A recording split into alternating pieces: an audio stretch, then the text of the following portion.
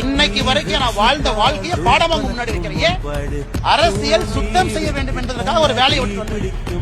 பேட்ச்ல என்னுடைய ரேங்க பாருங்க. ஐபிஎஸ் பேட்ச்ல நான் கடைசியெல்லாம் வரல. என் ரேங்க போய் பாருங்க. 2011 ஐபிஎஸ் பாஸ் அவுட்ல ரேங்க்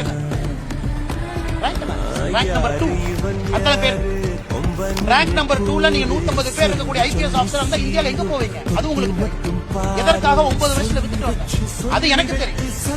நான் ஏதோ சராசரியாக அப்படியே தேய்ச்சிக்கிட்டு கல்யாணமா என் மாமனார் கொடுத்த காசுல வண்டி ஓட்டிக்கிட்டு அதுல நிறுவனத்தை நடத்திக்கிட்டு லாட்டரி வித்துலாம் இல்லனே, சொந்தமாக உழைச்சு உங்க முன்னாடி நின்று சுயம்பாக பேசிட்டு இருக்கேன். எந்த காட்ஃபாதரும் கிடையாது, 0 காட்ஃபாதர்.